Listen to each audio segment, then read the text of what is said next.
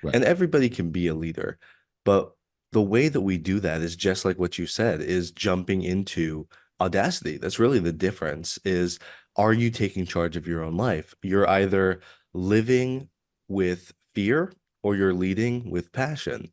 And being audacious is the key to leading with passion. Welcome to the Audacious Living Podcast, hosted by my man, Audley Stephenson, the Odd Man.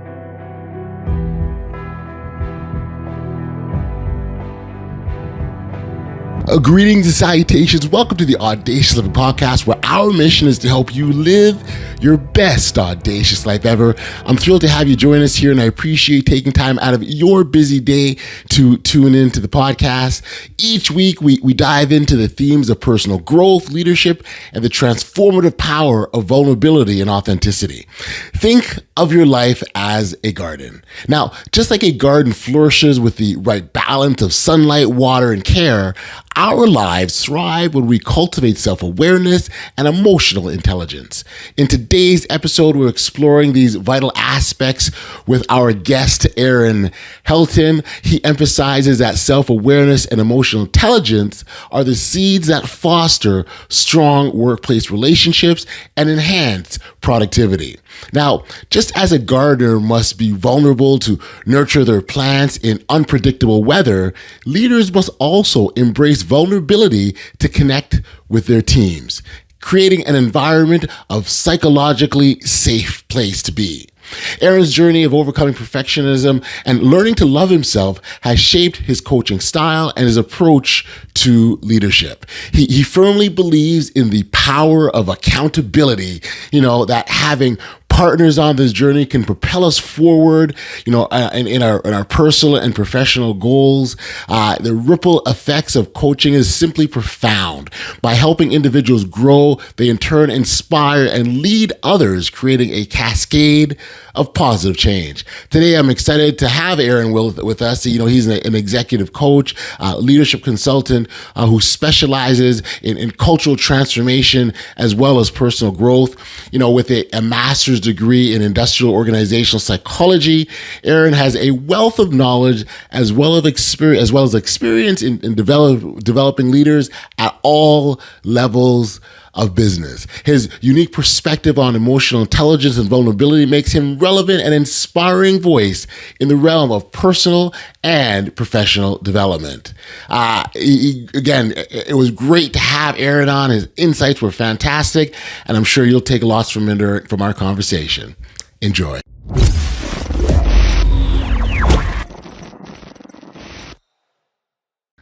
Hey, Aaron, thanks for joining me here today on the Audacious Living Podcast. I appreciate you for taking the time to do this, my friend.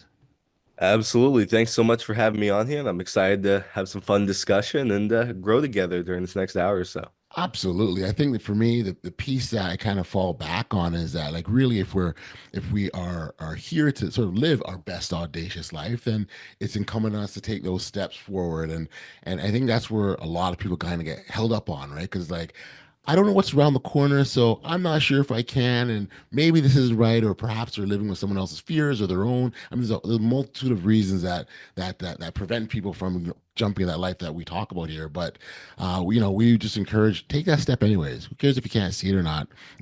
If it doesn't work out, then at least you tried something, and you maybe pick up a lesson how to do it better next time. And so, having said all that, maybe I'll give you an opportunity to jump in, introduce yourself to our audience, talk about the work that you've done and what's got you to the point that you're at now. Absolutely. So, what I do as far as audacious living is I work as an executive coach and leadership consultant. So, I do Mhm. professional development at all levels of a business, mostly middle management and above because it's leadership, right? Right. And everybody can be a leader. But the way that we do that is just like what you said, is jumping into Audacity. That's really the difference is, are you taking charge of your own life? You're either living with fear or you're leading with passion. And being audacious is the key to leading with passion. And so what we do, what I do when I coach somebody is I say, I want you to feel two things. First, I want you to feel heard and seen while you're like sitting here with me. Second, I want you to feel empowered. So a lot of people, if you're just hearing about coaching for the first time, a lot of people liken it to therapy, but legally, I'm not a therapist or anything similar. I Mhm.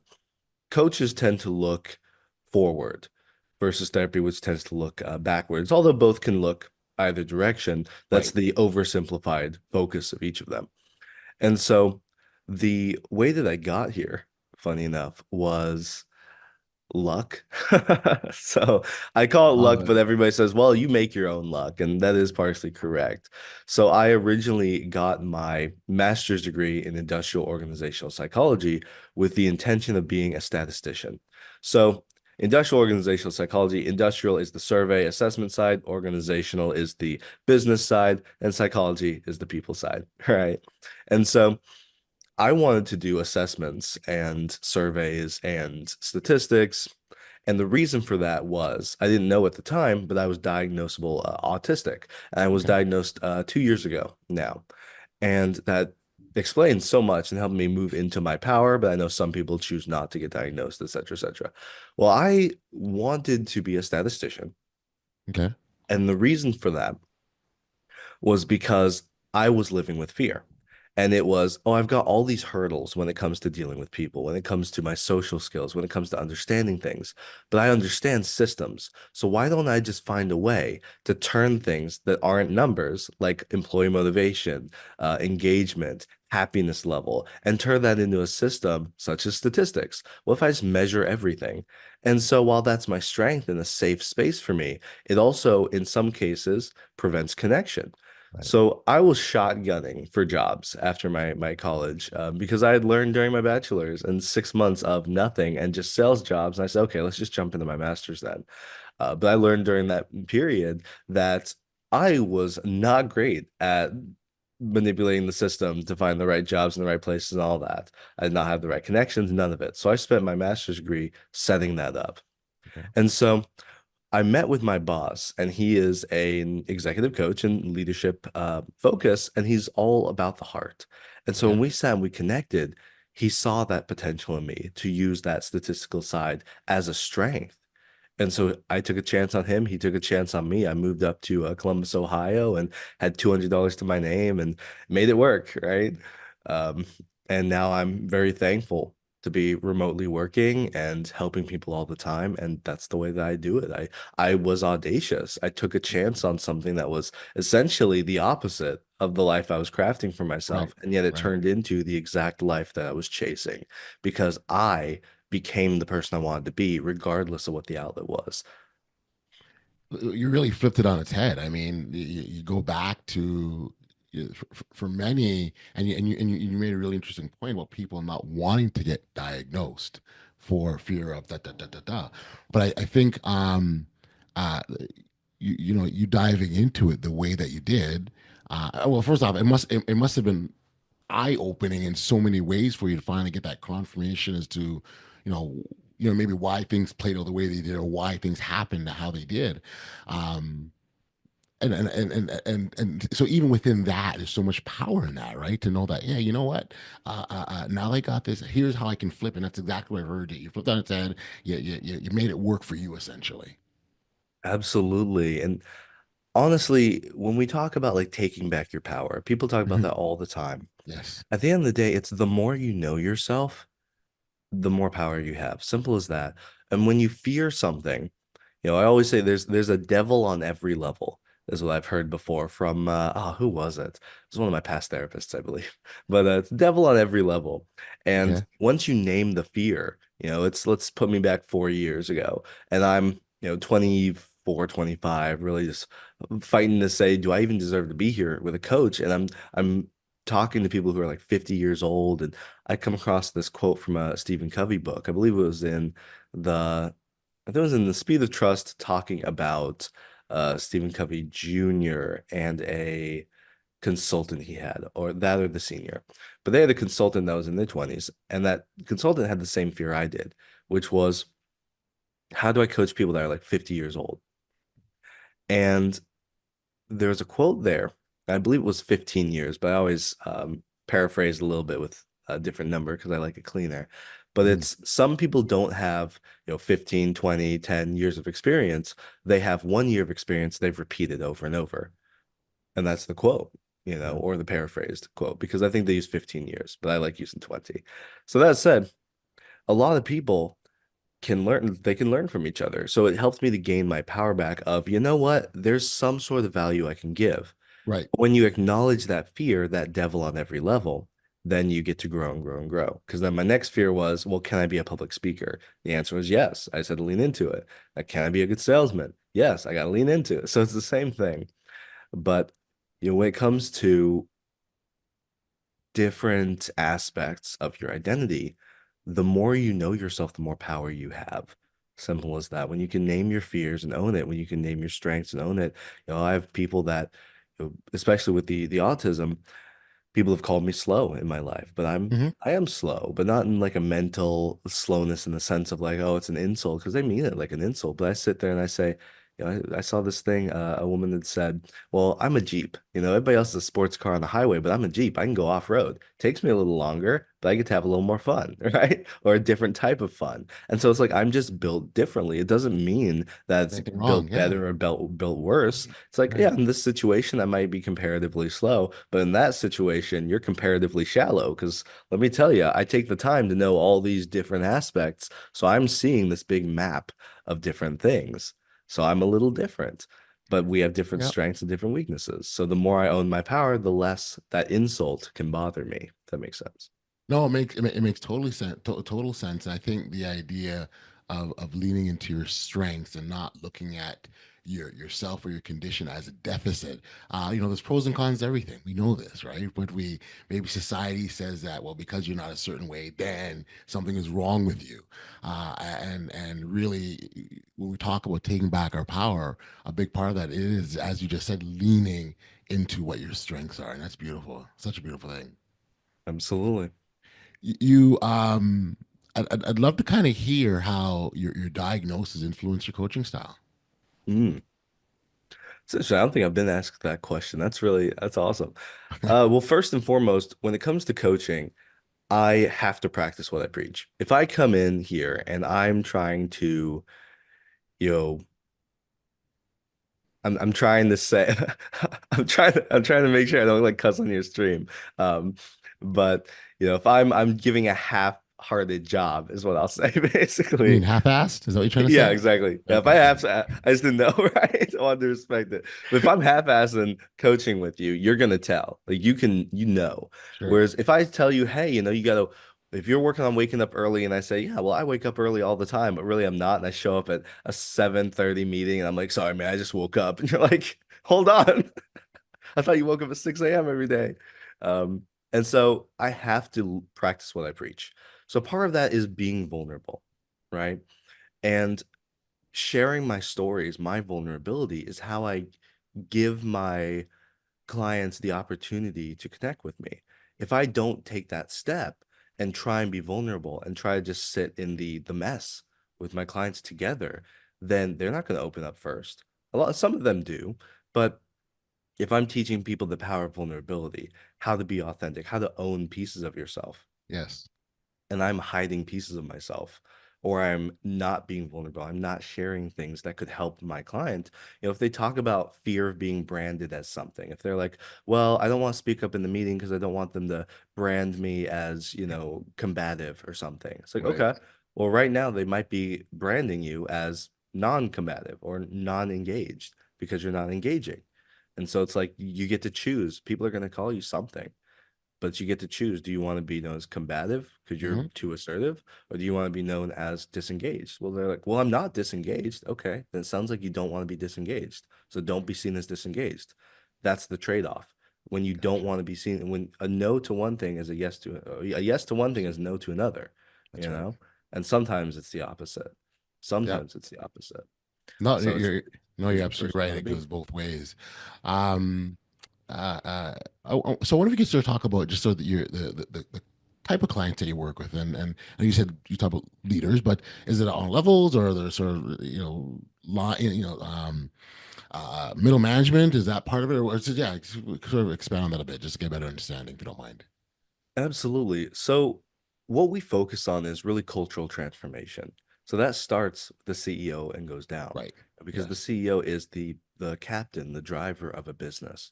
So ideally, I would coach the CEO, help them find the life that they want. And then I would work with their C-suite and then move down to whatever individuals are necessary. That said, in a business, I believe it was I think it was Gallup, I'm not entirely sure, but there was a survey that came out and they looked at coaching and the effectiveness and they came out with 559% return on investment. Okay. And so when you just spot coach one manager here or there, I mean, I know Gallup for a fact has a article where 70% of people leave because of a manager, not because of Mhm. their job or anything else. That was the Mhm. correlation between um, different groups, and it was the manager. And so when you coach a manager, you're just creating a 500% plus return on investment of their productivity. So I will work with anybody because my goal is first off to make sure that people have the chance to connect. Because when you do this work, when you sit and connect in the way that you and I are during this podcast, to be able to share stories or Mm. talk about different strengths, weaknesses, ways to improve, etc., then we're able to move in that direction together and it just creates a better culture overall. Because, like I said, anybody can be a leader. So, if Sure. I'm coaching a middle manager who then learns how to speak in a coaching way, might help guide some of the less coaching oriented leaders above them, maybe. Because it is just question based. It's okay. Well, what's the why? What's the intention of Mhm. why we're Mhm. doing this? Then suddenly, this middle manager might raise up the ranks pretty quickly. I Yeah. mean, a lot of clients I've had, I have a testimonial actually of, let me just tell you a story of how this works. Yeah. So I had this doctor I was working with, and they were talking about, oh, well, I'm just young and I'm dealing with imposter syndrome and I'm young, I'm young. And they kept really focusing on that aspect. And I sat there and it was our very first session. I usually don't coach during our first session because it's an information gathering. Yeah. But I sat there, I looked at her and I said, you keep telling me that you're scared that it's going to get easier when you get older, and that is true, but you're focused so much on your age. I want you to listen to me for a second. And I said, you are a black female doctor that is young. You have every single marginalization. And that also means that every single one of those groups are looking to you. You are already a trailblazer. I said, you are already creating an amazing future. Just by existing, you are a role model for somebody. There's a young black girl out there that will see you in your white coat, and that will probably shape her life. She starts crying on the spot. And she said she was dealing with imposter syndrome. She said, I wasn't good enough until she said, nobody's ever seen all these pieces all at once and just called it out. I said, yeah, because Right. that's who you are. Like people are scared to just see you as who you are, but that's who you are. Now, what do you want to work on together? 6 months later, she was promoted, in the place that she was because she became more confident because she Right. felt seen. That's how it works. So Yeah. I'll work with anybody in all levels of an organization because that's the type of change that I create. Super powerful, and you said a couple times, I want to zero in on that for a second. Anyone can be a leader. um uh what's, and it's something I also believe in support as well. And often I'll sort of take it a step further because anyone being a leader doesn't, you don't have to be in a leadership role, or you ever have to be in a leadership role to become a leader. Sure, organizationally you've got your structure and your tree that says who does what, and whether you're in that, whether you're in that box that says leader or manager, supervisor, CEO, whatever. It doesn't mean that you can't, and that's through your actions. If you can inspire someone to dream more, do more, or become more, then I think, I believe you in fact really being a leader. And so hearing even that illustration where um through your actions, and this is why authenticity to me is so key, right? If you can be yourself through your actions, you have no idea who's being impacted. You may not even know. I'll tell you a really super quick story. And Please. unfortunately, if you've heard this on this podcast before, this is not the first time you're hearing the story, but it's so relevant to what we're talking about. So bear with us, folks, as I do this again. But I had a friend of mine once who worked in corporate accounting, and she done fairly well for herself, and but wasn't satisfied with the work that she was doing. And we were just one day talking about this, and she wasn't feeling fulfilled or satisfaction that maybe she once had or thought she would have, or the degree that she would have. It wasn't there for her. And so as we talked, she shared a story about someone who she had heard of, who was also in a very, very similar position that she was in.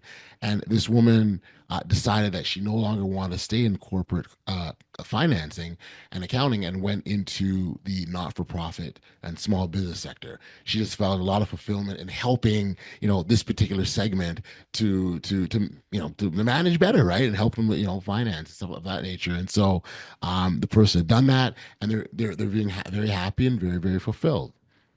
Well, as she's telling me this story, I'm going, wait a second. Do you realize that, this person who you don't know and who doesn't know you has inspired you because you want to take similar action? Just imagine for a moment how that person felt when she was thinking about launching out and leaving the career the same way you are. You probably had Absolutely. similar feelings, right? And so the idea is, you don't know who you're going to influence. You don't know who's watching. Aaron, I have no idea how many people take from our conversation and make their lives better. Maybe someone will, and maybe they'll get back to me. Hey, thanks for this, and glad you had Aaron on because he helped me big time, and that could happen, but it may not, and that's okay, right? But it's still, I think the onus on us is to be that individual, be ourselves, chase the life that is intended for us, and in the process, if you inspire some people along the way, I think that's a bonus. Absolutely, it is. I mean, at the end of the day, the difference between a student and a master, like in karate or anything, is consistency. Continue to fail and find what works and what doesn't. And when it comes to being the master of yourself, be that authentic self all the time, in the best of your abilities in the places that you can. And a couple snippets I'll throw out just because Mhm. we're talking specifically on it. And we can, you can take the conversation wherever you'd like from whatever resonates. But one aspect is, I always thought that authenticity meant being your whole self all the time. And I did just say that because it's the ideal. However, I know in different places we put on masks for work, or, we have our goofy friend group and our serious friend group. And so there's always a little bit of code shifting. Um, but I learned that authenticity could be defined as, rather than being your whole self all the time, it's having a life that honors your whole self. So if I Mhm. want to be goofy, I love the Renaissance Fair and things like that. If I want to be serious, I have my statistically minded friends, and we talk about all sorts of really big philosophical questions, stuff like that. Really overcomplicate the simple, right? And Mhm. so crafting a life where you can honor all those pieces. And again, it comes back to seeing yourself, owning all the parts of you, because that's when you have more power. So, for Mhm. instance, also just in the sense of insults, if somebody comes to you and they say, you know, I'm wearing a little blue shirt, you're wearing a red and white checkered shirt. So if somebody comes up to both of us and says, I hate your green shirt. Well, neither of us are wearing green. It doesn't apply to us, right? Right. And so Right. it's not going to bother us. It's like, okay, you're being a little odd for calling it out like that, but sure. I mean, we're not wearing that shirt. So if it bothers you, whatever, right? It bounces right off. So when you know yourself, if you are using that example of that person who was like, well, I don't want to be seen as combative, well, but I don't want to be seen as disengaged. Well, if they were more of a quiet person, they start speaking up. Somebody comes to them and they say, you're really loud, like obnoxious, like you're getting in the way of everybody. It's like, no, I'm not.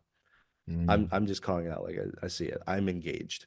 And if Right. you're confusing my engagement for combat, that might be a you problem. As I Gotcha. always say, third piece of advice that I always say is just a fun little snippet is I say it sounds like an issue, not an issue me. I like Like, that. man, that's on you, not me. I absolutely was referencing that, Aaron, for sure. I love that. It's a really good one. Absolutely. And Um, finally, there are many yeah. different ways to be a leader. Yes. There are Yep. different types of power. Hmm. You can be a leader of knowledge, a leader of likability. You can be a connector of others. These are all ways of leading. You can be just simply the person that calls something out. That's what I do all the time as a coach, is I just call something out. Like, can you name that for me? What is that? Hey, I'm sensing a bit of tension. Can we talk about it? That's it. That's 90% of my job. It's calling things out. And then it's on you to own it or not. If you continuously not own it, well, that's another conversation we're going to call out, right? But Hmm. that's being a leader is, it's not about being the first person. Like you said, it's about being the inspiration. So it could just be being a consistent person, a hard worker. That's a leader. It's a role model, you Hmm. know? Hmm. But it is about what types of power you have. It's Yep. not just the legitimate power of a Right. title. It's knowledge, connections, likability. These are all forms of power and forms of leadership. This past weekend was talking to a friend of mine, and she has her kids involved in sports. And on this particular hockey team, the coach had been made were making some cuts, and they had to cut. Unfortunately, that's part of the game, right? Some people, Yep. not everyone makes it, and they had to cut one of the young boys. And people, so all of a sudden the phone tree's going off, and everyone's calling back and forth. Can you believe this? Is my gosh, and many of them were calling my friend, who she's just a parent like everyone else. Her child's on the team, and she's like, why is everyone calling me? I don't know. And I said, well, it's what they recognize in you. It's the influence that they believe you have, right? And so, and I very much believe in paying attention to the things people the things that people come to you with, for example, the types of questions that they get asked, the things that people say that you're good at. These are all key indicators to let you know where your strengths are, and how important that is to lean into those strengths. And again, the biggest indicator is what you're hearing from others, what they see, because that is absolutely that influence that we have through our actions. Absolutely. That's why part of our process is using a 360 assessment. I mean, when you go into businesses, any level, I mean, we throw this in for free. It's just so impactful for our coaching is you get this 360-degree feedback. You get from your boss and boss's boss, you get from your peers, you get from your direct reports, and then you get from other individuals like friends, family, or just, acquaintance connections. And that's when you get to see this data collected of type of leader am I? What can I start doing more of? What can I stop doing? What can I start doing less of? What are the ways I can improve based on my peers and those around me and the people that I want to give me feedback? Because once you start to see that feedback, it's kind of like when you get a new car. Once you notice it, it's not going away. You got that new car now, you see it everywhere. Well, Everywhere. good. I had this client once. He always qualified everything that he said. Had like a 4 sentence disclaimer, and he would say, "Well, what I'm thinking is," and I forgot what the exact phrase was. Um, I think it was, "I'm not sure." I think he had like four of them, but that was like the big one. So he started keeping track of his qualifiers. Uh, and I believe he actually kept track of his ums also because I told Okay. him about Toastmasters, which of course I need some more of, but I everybody break all the slips up Toastmaster sometimes, rules, I right? tell you. There you go. So he went ahead and he started to notice it in himself, but then he started to loop his family in on it. He said, "Hey, can you call me out if I start saying I'm not entirely sure, but," because we were trying to help him be a more confident leader. Within 2 weeks, he said, I had like, they had a swear jar, but it was an jar. And so it was full in like 2 days. He said, I need to get like three of those jars. Like it was awful. I said, good. That's what it should be. Is you should be catching it all the time. He said, but here's the fun thing. We turned it into a game in my family because we all do it. Got And you. so it became this reinforced culture in his family because he was trying to better himself. And he said, please don't let me qualify the things I'm saying. I'm not sure, but it's like, no, just say it. I think blank, blank, blank. Like, I'm not entirely sure, but I think, nope, just get rid of it. It's unnecessary language. It's belittling yourself. And he started to catch in his wife, and she started catching the kids, and kids started to Hmm. catch in the dad. It was very sweet. And that's leadership, but that's also that aspect of improving yourself. When you Right. talk about being your best self and improving, that's the process. Sometimes it's really fun, and sometimes it's Got you. really simple. But that's the advantage of that 360 feedback is you get others to show it to you. You get others to tell you, here's what we're seeing, and you start to believe it. Whether Mhm. it's the good in the sense of, hey, you are that empowered leader you don't see yourself as, or if it's the opportunity for growth, like, hey, you speak out too much in meetings. I'd like to, I'd like to see you letting other people speak out more or something similar. Yeah, yeah. No, I think, and so when you talk about the idea of developing cultures, those are the sorts of things those are the sorts of tools that you have at your disposal. Two other tools that I think are key, and you speak on is certainly emotional intelligence as well as the power of empathy. Mhm. I wonder if maybe let's start off with emotional intelligence, sort of talk about the role that has in sort of creating these flourishing or thriving workplaces or environments. Absolutely. So when you think about emotional intelligence, the four cores of emotional intelligence, according to Emotional Intelligence 2.0. by, I believe, Bradbury, I believe is one of the names. So it's a book you can find in any of your simple bookstores. Even when I was a younger teen, I found it in my local bookstore, my small town. So it's pretty well known, or at least well available. So the four cores of emotional intelligence are self-awareness, Mm-hmm. self-management, social awareness, and relationship management. The key that emotional intelligence is for relationships is I just talked a little bit about authenticity of knowing yourself, and I talked about being able to see others and being able to mutually grow through calling things out in each other. Basically, that's more or Mm-hmm. less what I've talked about. So emotional intelligence is the key to all of those. If you don't have self-awareness, you aren't going to be able to walk up to somebody and say, hey, I really want this job. I am a perfectionist and I absolutely will do my best work. Sometimes I get burnt out. So a little extra, having a more flexible schedule, or, hey, I have kids. So I'm going to have to leave at 3 o'clock, but I know I'm a morning person. So I'll be up at 5. So I could actually start working at 7 to Right. 3 instead of 9 to 5. Okay.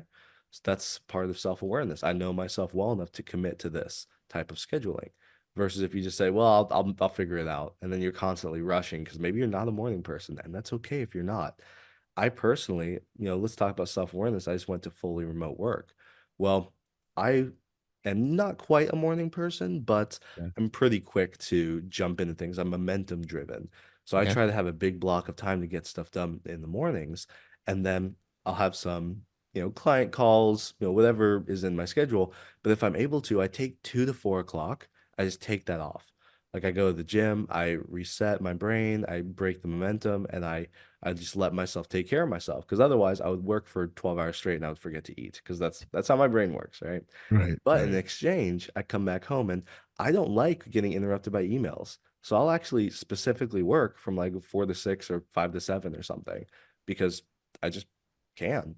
And if I Right. can't that day, if I have a network event or something, I'll adjust my day. But having that flexibility allows me to tap into my momentum and really sit down and say, okay, well, I want to go to a third space and really sit down and write this report or look at these statistics or think about this client or journal about my own growth. Okay, I'm going to go do that. So I have that flexibility and that allows me to tap into my self-awareness. With others, Yeah. being able to tap into that social awareness and say, hey, I'm noticing this in you.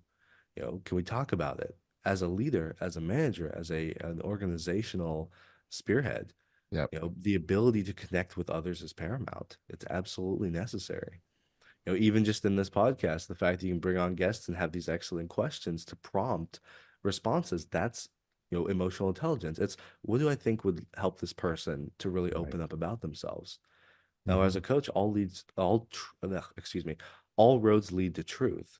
Yes. And so I'm a pretty flexible person on, well, let's ask a question in the moment versus a lot of podcasts have amazing pre-considered and tailored to each guest questions. And we want to make it the best experience. And that's a form of emotional intelligence, Sure.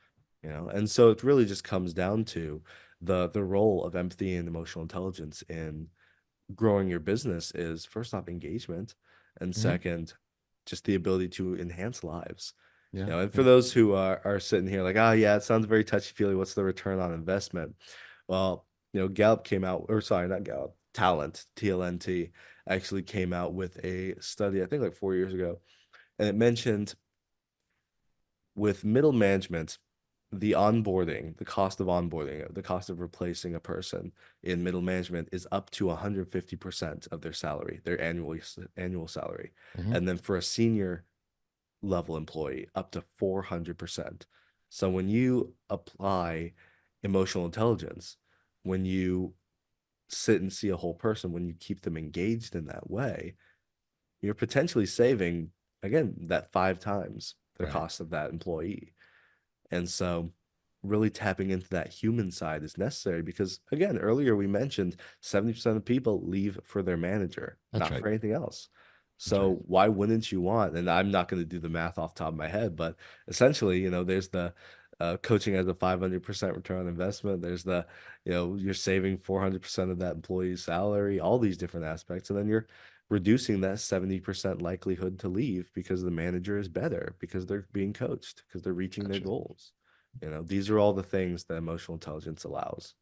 Okay, so on this emotional intelligence train, someone who's listening, or is it, going, okay, cool. I'm hearing about the importance of emotional intelligence. How do I tap in my own, or how do I, maybe I need to strengthen? How do I shore up and maybe strengthen up my myself in these areas? Mhm. First and foremost, seek feedback. Seek feedback from others in the sense of, hey, what do you see about me? If you want to, first thing that comes to mind is, let's say you're in a marriage, right? And you Hmm. have your spouse or any sort of long-term committed relationship. And I've done this with my friends, actually. You say, hey, how can I be a better blank to you? How can I be a better husband to you? How can I be a better friend to you? Would you let me know something that I can start doing more of? Hmm. And then you'll gather that feedback. And if they say, well, a lot of times when I talk to you, you just kind of zone out. Could you at least like pretend to look present? I'm like, well, I'm listening, but you're right. I kind of just turn to the side and I just kind of listen from my ear because I worked in restaurants, right? And then Right. that's happened in my own life. I worked in restaurants and we have all these side conversations where we're watching the tables, but we're talking side to side. And it's Hmm. like, no, sit and be present with me. It's like, okay. So that was something that I adjusted in my friendships a long time ago. But the second thing is you got to listen to yourself. When I mentioned, if somebody doesn't like that green shirt, oh, we're not wearing green shirts, right? Right. But if you believe that the other person's opinion weighs more than yours, if you don't have that self-respect to say, well, I'm not in a green shirt, there are some things about yourself you need to know for fact. So you got to sit down, be quiet, and really just sit with yourself, not doing anything, but just being a human being, not a human doing. Because that's what we do in this world so much is we just go, go, go. It means put your phone in another room, sit down with a pen and a paper because it uses more pieces of your brain if you're physically writing something versus writing on a computer. Just get away from screens. Sit in the forest, in the hiking or something similar for like 20 minutes. Weather's beautiful right now in a lot of places. Bring an umbrella if it's too hot because it's a little too hot for me personally, the sunlight. But sit with yourself and just say, who am I and who do I want to be? And then I would recommend get you an accountability partner. Mm. One of the advantages of a coach is when you set a goal, if you have an accountability partner, the likelihood of reaching a goal within 1 year goes from 16% to 86%. If you have an accountability partner, that's the only difference. Is if you say, "Hey, how are you doing with that chapter of your book?" "Oh, you're Mhm. right. Yeah, I know. I know if I hang out with so and so, they're gonna call me out on this." Okay, it helps you to reach that goal. If that's the person you want to be, if you come to me and you tell me, "Here's who I want to be," it's like, "All right, let's get there together. Right. How can I help you get there?" But you Yeah. got to know where you want to go first. Yep. Very clear. Having a clear roadmap of the direction is important. Absolutely. Um, so then let's talk about why empathy and leadership work hand in hand so well. Mhm. Well, as I mentioned, I mean, when you see a whole person, they feel seen, they feel engaged, they feel more willing to admit mistakes. They feel more willing to take risks and healthy risks, of course. They feel more capable and competent. They feel seen. I mean, to be loved is to be seen. To be loved is to be considered. And I'm in the business of love. That's really what I say. I say that I'm a cartographer of the soul. I sit there and I say, well, I see you. That's it. That's what happened with that client, that doctor. I said, I see all of you. Who do you want to be? Like, you're okay. Sit here as your whole self. I know you're scared of your age or all this. You're a doctor. I'm not a doctor. That's impressive to me. But we're peers in this space. I'm a human being talking to a human being. Where do you want to go from here? And then 6 months, they were promoted because they started to lean into who they were. And they said, you know, they literally they told me a situation. They said, I'm scared of being that obnoxiously loud black woman getting in the way of everything, Right. like taking space. And I said, okay, well, if you don't take space, you're going to be exactly where you are. Do you want to stay exactly where you are? And she says, no. So, okay, then you're going to risk being called that obnoxious black woman. Absolutely. Mm. You're going to risk that. So, is it worth the risk? She goes, Honestly, I guess so. And the next session, she's like, I got in the middle of it, and you know what? I solved it in like 5 seconds. I sat there, I said, you notice how you're in your power right now, right? Absolutely. Somebody might have seen that and said, look at her getting in the way of things and just taking control of the situation and just, getting in the way and all these negative connotations. And she said, yeah, but like that wasn't true. I handled it. I said, there you go. You've switched your belief from a dysfunctional belief of I'm getting in the way to Yeah. a functional belief of I'm handling it Yep. because Yep. somebody else might not step in. And You so know, that's really it. Go yeah, ahead. no, no. I was going to say it was what's really interesting is so even this example, the story of the obnoxious black woman. Well, where did that come from? Who told you that? Is that something that you've created? Is it a judgment or fear that you've just developed and have gone with it, right? And so I think when we start to challenge a thought, and then you reference question asking is a really good way of challenging our thoughts and drilling down. Ask yourself. I heard someone say, ask why 5 times, right? Why, right? And to get down to really drill down to the core, and when you oftentimes get to the bottom, it's like, yeah, this wasn't appeared for anywhere except for my mind. That's exactly it. I mean, every problem. Now, of course, there's still, societal and systemic situations that Sure, happen, and sure. they can perpetuate beliefs. But at the end of the day, you can break through a lot of systems individually. Because at the end of the day, if you have a friend and you become friends with that person, doesn't matter what they are, doesn't matter who they are, what they do, doesn't matter their class or their race or their politics half the time, actually Mm, is because you get down to it and you sit and talk with them. You say, you know what, you're all right. And at the end of the day, just be a human being, being with another human being. A lot of the issues in the world individually don't matter. And it's the big systemic swaths of, and that's a whole other conversation is, the big brushstrokes of society.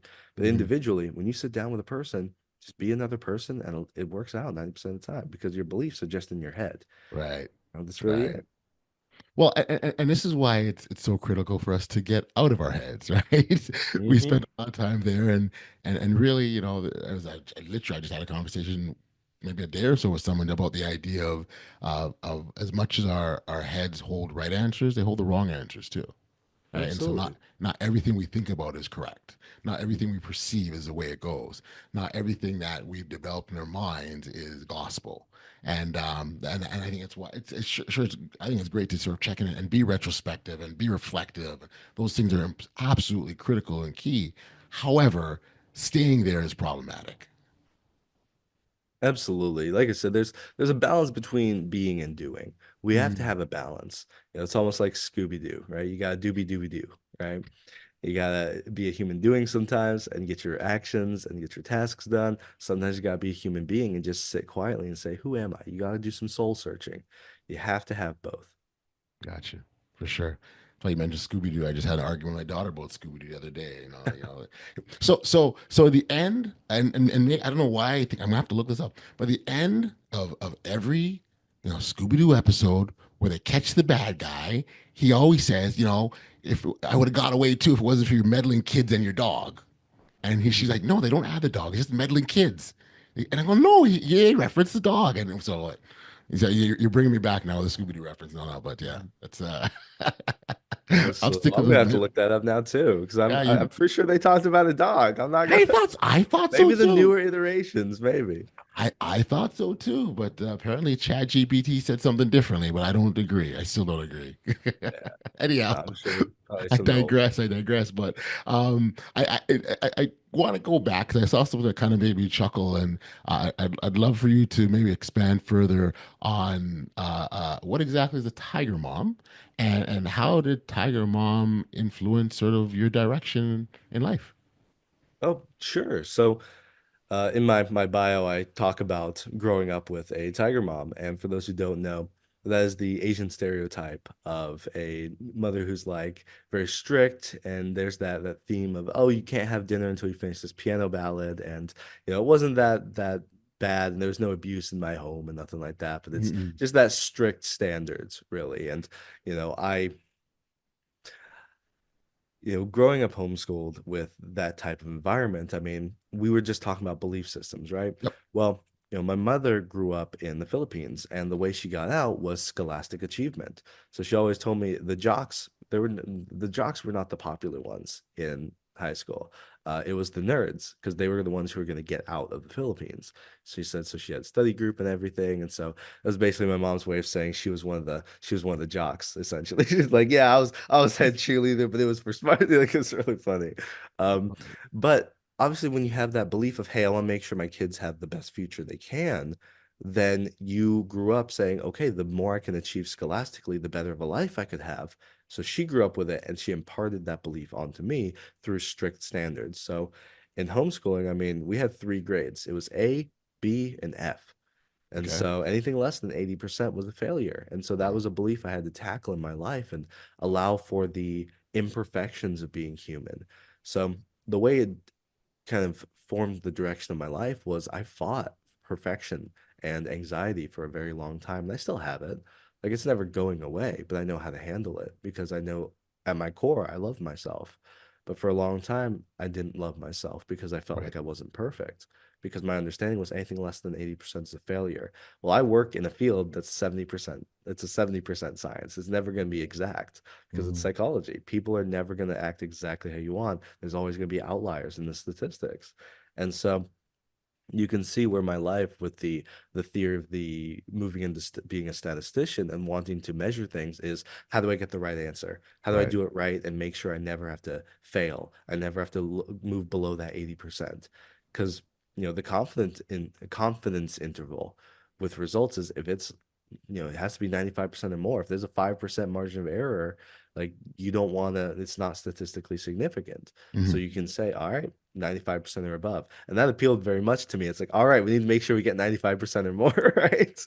Because my brain said if it's a percentage, it needs to say above 80, but I Yep. actually want it to be 102%, you know?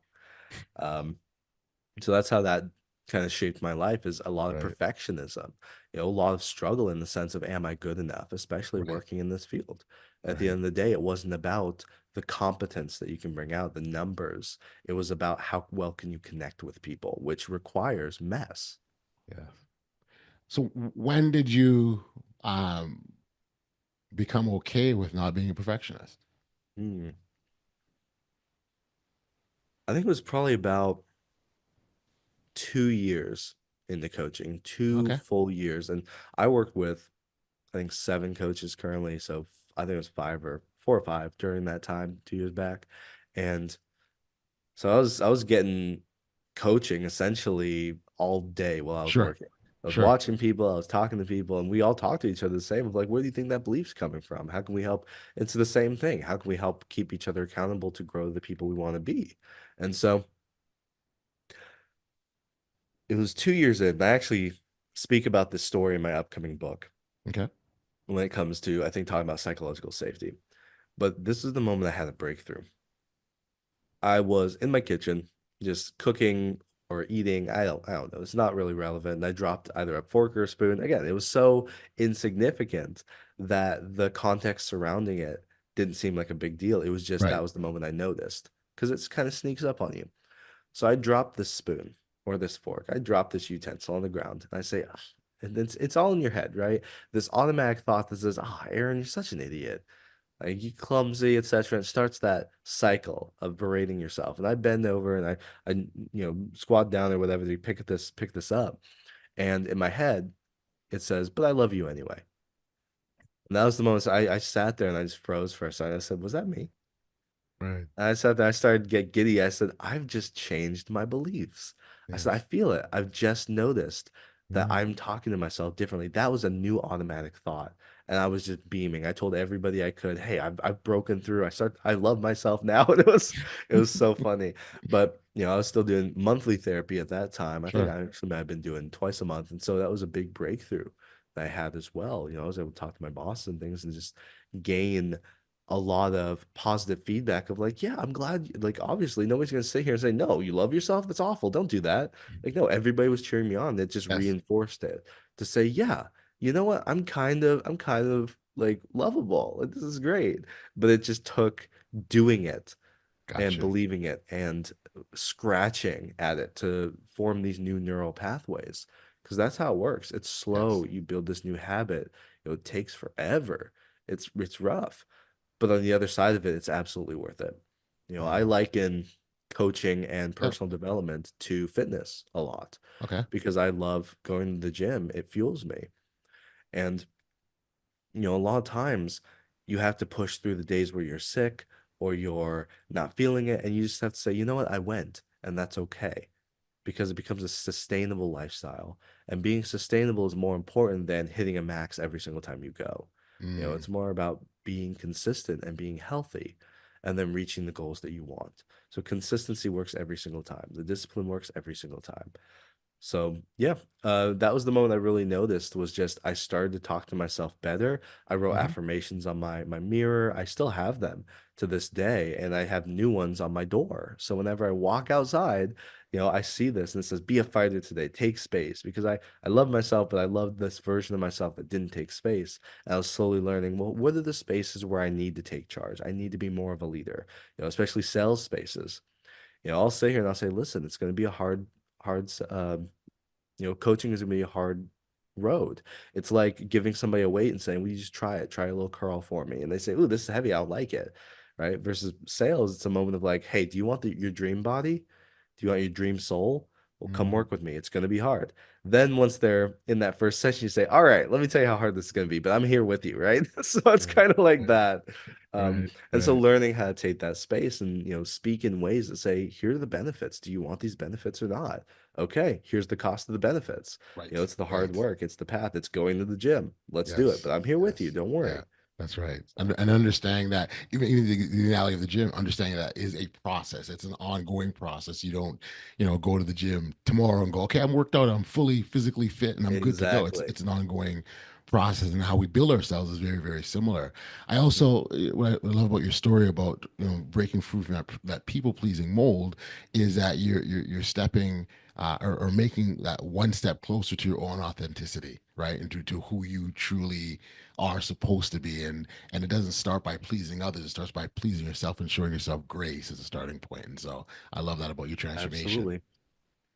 Yeah. Honestly, it when you talk about giving yourself grace, it brings a second story to mind. Hmm. And this one was about 1 year in. So it was not the self-love breakthrough, but it was a form of breakthrough. Okay. And I talk about listening to yourself. Well, I'm a very visual person, so I can actually, I get like one of the tools I used for growth is I talked to my inner child because I Okay. had to reconnect with the things that I wanted because I was growing up pleasing everybody else. So I had to learn how to please myself and how to Hmm. talk to myself. And part of that was that inner child work. So about a year in, I had a chance to move my apartment, and it's Okay. the one I'm in now. So spoiler, I ended up moving. But I was one street down. I was just literally right down the street, Okay. and the rent was the same. But where I was this like older, brown carpet. The vents were pre-dusted. Like it was one of Gotcha. those you move in and it's been lived in, but it's somewhere to live, right? And I hadn't been to Columbus. I just took a gamble on somewhere, so I chose that apartment. It was close to work. Well, right across the street, every time I drove to those apartments, because I had to go down the trail, past some trees. So it was a little hobbit hole. So didn't get much sunlight, etc. I had to drive past this three-story, modernized, like high rise, and the rent was the same. And so I sat there, Mhm. I said, I want to be in there. Like, why am I not in that building? Right. Right. Right. Right. So the opportunity came to where they just built a new building. And so they had a deal on, rent and all that. Well, the rent was the same. And so I said, well, I want to move. But they were having a deal where I would have to break my lease and go to the new place. So I'm like, ooh, that's a bit of an investment. And I'm a slow, like, I consider all the different paths. I'm a slow decision maker when it comes to things like that, partially because I didn't believe that I deserved it. And so that was the internal struggle. I said, do I really want to be like this a-hole in a high rise and a third floor with the pool over there? It's like I'm fine in it's just a place to live. And so I sat there and I just realized like I was really struggling with, do I deserve this? Right. So one day I was driving to the gym and I was just imagining my younger self, my 8-year-old self, Hmm. right next to me in my passenger seat while I was going to the gym. I was just verbally talking about my fears. I sat here and I said, man, I don't want to be seen as this like you know, too fancy professional, this like, penthouse guy. It Yeah. wasn't that fancy. It was just a Yeah. nicer apartment. But I sat and I talked about all these things like, oh, I don't want to be one of those guys. And so I just let it hang in the air for a second. I hear this voice from my little 8-year-old self. And I'm imagining him playing with like a Rubik's Cube or something, and so nonchalantly, just the wisdom of children. And he just goes, I don't really get it, but I think everybody should just be happy. So I think you should just do whatever makes you happy.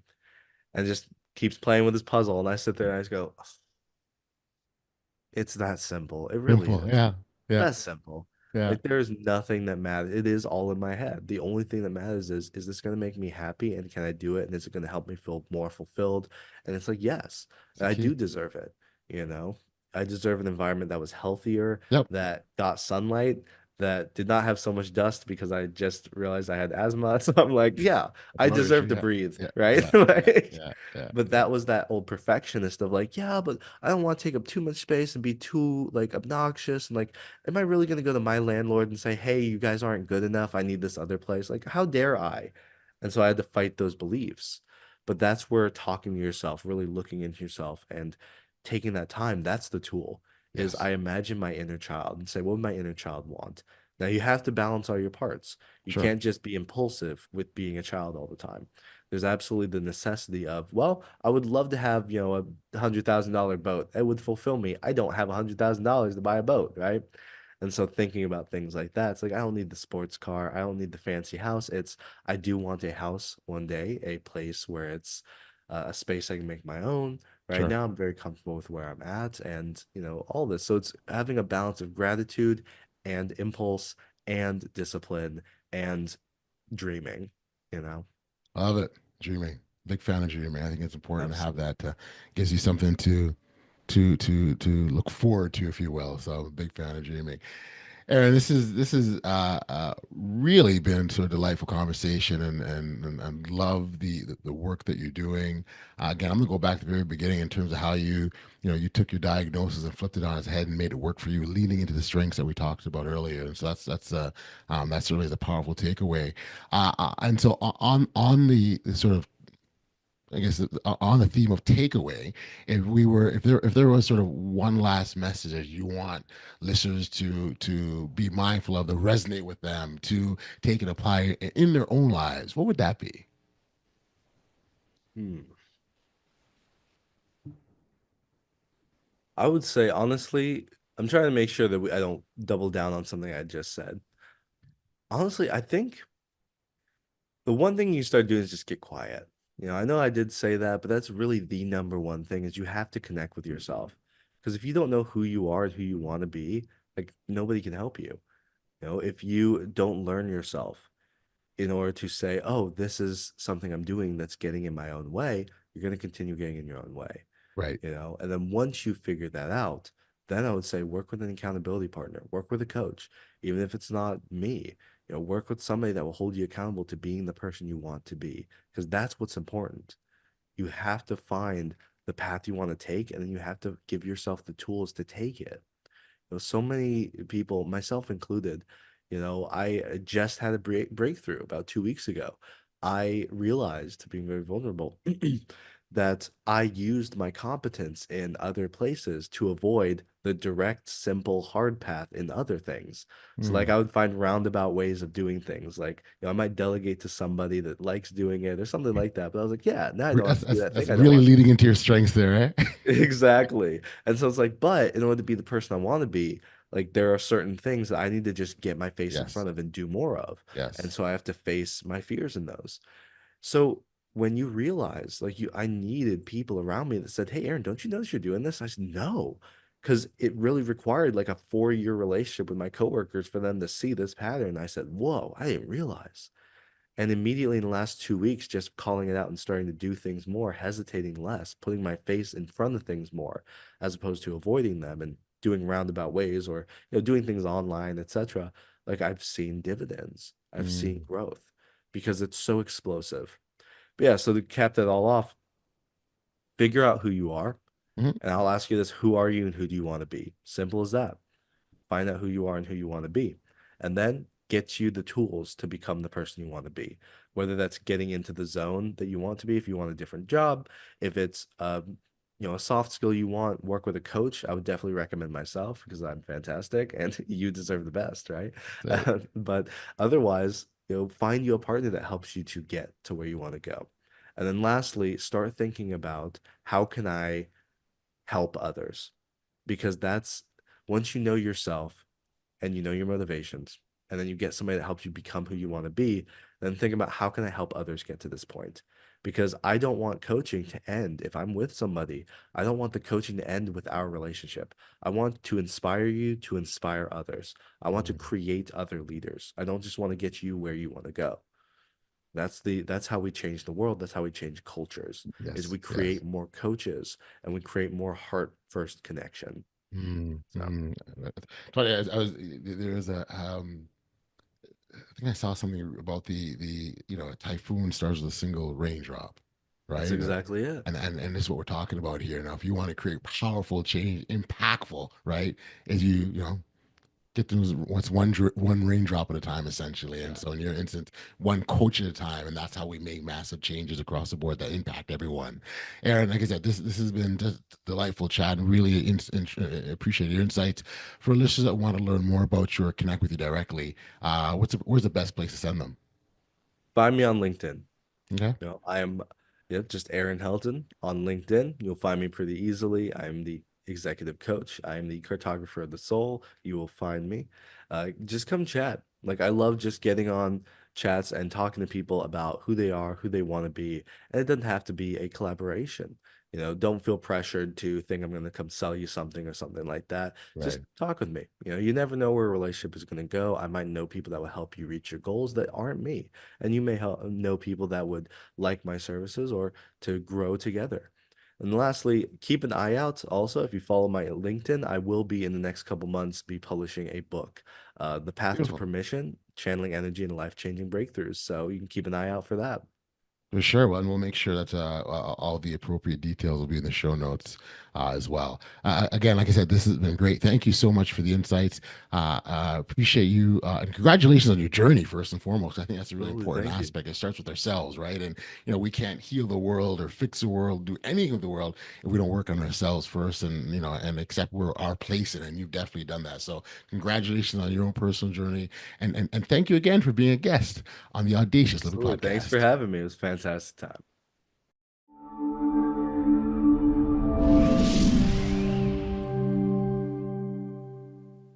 Back we are here on the podcast. In our conversation with Aaron, we touched on some really powerful points, including the importance of self-awareness in leadership and how vulnerability can create a safe space for teams to thrive. What really resonated with me was Aaron's story about his journey towards self-love and how it's influenced his coaching style. It really is a reminder that our personal growth not only affects us, but the people around us. I encourage you to connect with Aaron directly through the links in the show notes below. He's always open to conversations and is passionate about helping others grow. Additionally, keep an eye out for his upcoming book, The Path to Permission, Challenging Energy and Life-Changing Breakthroughs, which promises to be a valuable resource on your journey. I want to take this opportunity to thank you for joining us on this edition of the Audacious Living Podcast. If you've enjoyed today's conversation, I ask that you take a moment to like, follow, subscribe, and share this podcast with your family and friends if you haven't already done so. Your support helps us reach even more people and continue to spread the message of living audaciously. Remember, the journey to self-awareness and personal growth is a continuous one, and every step you take is an opportunity to inspire others. Until next time, stay safe, be kind, show love to one another, and be audacious. You've been listening to the Audacious Living Podcast, hosted by Audley Stephenson. If you enjoyed what you heard, be sure to like, subscribe, and share. Until next time, be audacious.